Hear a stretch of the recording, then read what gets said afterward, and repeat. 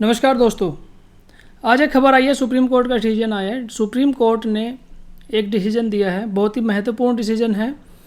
Decision ये है कि अब पीआरटी यानी प्राइमरी टीचर की भर्ती में बीएड वालों को अलाउ नहीं किया जाएगा। यानी जिसने बीएड किया है उसको अब प्राइमरी टीचर की भर्ती में अलाउ नहीं किया जाएगा। ये सुप्रीम कोर्ट का डिसीजन आया है। किस प्रकार से यहाँ पे डिसीजन आया है और क्या क्या इसके महत्वपूर्ण बिंदु हैं वो हम यहाँ पे आप अब देखने वाले हैं। ये यहाँ पे दिया गया है कि सुप्रीम कोर्ट के द्वारा डिसीजन दिया गया है। इससे पहले जो डिसीजन आया था वो राजस्थान हाई कोर्ट का था कि बीएड वालों को यहाँ पर अलाउ नहीं करना है। तो आज किस प्रकार से डिसीजन आया है, क्या क्या उसके पॉइंट्स हैं, चलिए वो देख लेते हैं। कुछ लोगों के लिए खुशी की खबर हो सकती है और कुछ के लिए ये दुख की खबर भी है कि किस प्रकार से अब प्राइमरी टीचर की भर्ती में यानी क्लास 1 to 5 पढ़ाने वाले जो बच्चे हैं, जो टीचर्स हैं, उसमें बीएड को एक क्वालिफ़िकेशन नहीं रखा जाएगा। यानी बीएड वालों को उससे बाहर कर दिया गया है। तो इधर उधर की बातें ना करते हुए सीधे मैं मुद्दे की बात करता हूँ कि इस डिसीजन में, ये पीडीएफ है डिसीजन की, इस डिसीजन की पीडीएफ को मैं डिस्क्रिप्शन बॉक्स में लिंक भी कर दूँगा, आप चाहे तो उसको पूरा पढ़ लेना। लेकिन जो इसमें मेन पॉइंट है, जो ख़ास बात है कि वो कौन सी क्वालिफ़िकेशन है जो 1 to 5 क्लास 1 to 5 के लिए सुप्रीम कोर्ट ने मान्य रखी हैं कि यही क्वालिफ़िकेशन होनी चाहिए तो आप क्लास 1 to 5 के बच्चों को पढ़ा सकते हैं। इसमें बहुत सारे आर्टिकल्स, बहुत सारे सेक्शंस, बहुत सारे क्वालिफ़िकेशंस, बहुत सारे तर्क वितर्क सब दिए गए हैं।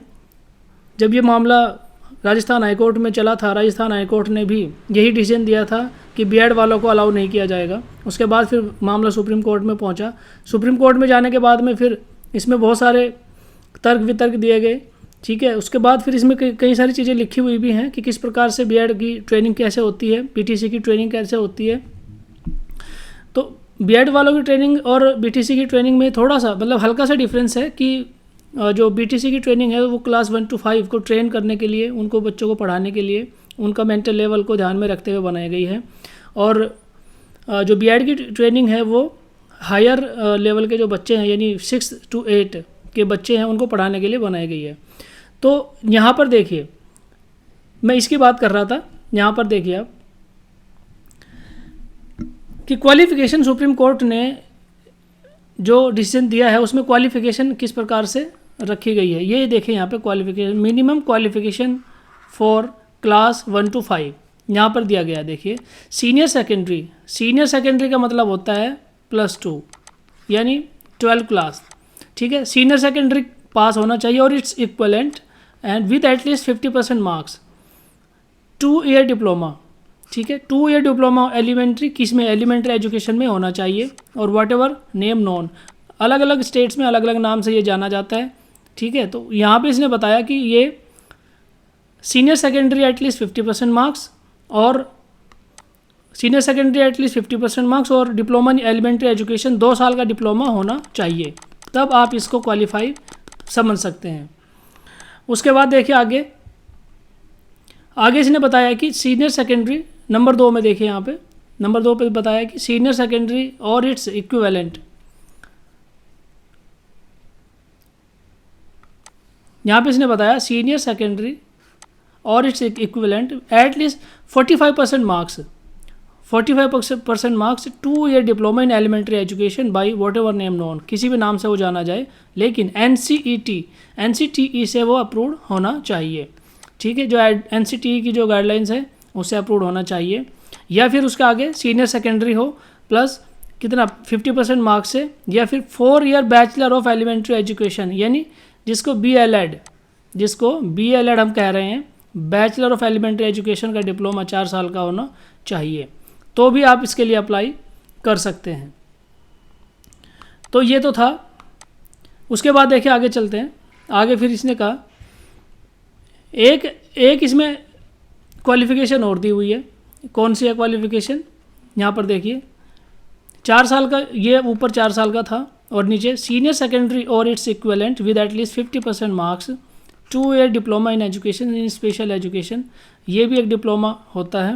And pass in the teacher eligibility test, TET pass होना चाहिए। स्टेट में है तो टेट यानी स्टेट का टेट पास होना चाहिए, और अगर आप सेंटर के लिए अप्लाई कर रहे हैं तो आपको CTET पास होना चाहिए। तो ये इस प्रकार से यहाँ पर डिसीजन जो सुप्रीम कोर्ट ने दिया है, मैंने आपको बता दिया कि किस प्रकार से यहाँ पर डिसीजन के अंदर क्या लिखा हुआ है। ठीक है, इधर उधर से आपको बहुत सारी खबरें देखने को मिल जाएंगी, लेकिन किसी भी भ्रम में आपको नहीं रहना है, किसी भी भ्रम में आपको नहीं रहना है। ठीक है, तो डिसीजन में तो फिलहाल यही आया है कि आप बीएड वालों को इसमें अलाउ नहीं किया जाएगा। बीटीसी वाले या जो यहाँ पर ये एजुकेशन क्वालिफिकेशन से दे रखी हैं बीटीसी की, इन्हीं के साथ आप पीआरटी के लिए अप्लाई कर सकते हैं या प्राइमरी टीचर की भर्ती के लिए अप्लाई कर सकते हैं। वो किसी भी स्टेट में हो सकती है। जैसे अभी कुछ दिन पहले केवीएस का फॉर्म निकला था, अभी कुछ दिन पहले जैसे केवीएस के फॉर्म निकले थे, तो केवीएस ने भी अपनी भर्ती में जो पीआरटी टीचर्स की भर्ती है उसका रिजल्ट अभी तक होल्ड किया हुआ है। उसका रिजल्ट अभी तक इसीलिए होल्ड किया था, इसी डिसीजन के कारण होल्ड किया था। केवीएस पीआरटी की भर्ती में इसी डिसीजन के कारण अभी तक उन्होंने अपना रिजल्ट होल्ड किया हुआ था कि बीएड वालों को इसमें अलाउ किया जाएगा या नहीं, या केवल और केवल बीटीसी जिन्होंने किया हुआ है उन्हीं को इसमें अलाउ किया जाएगा।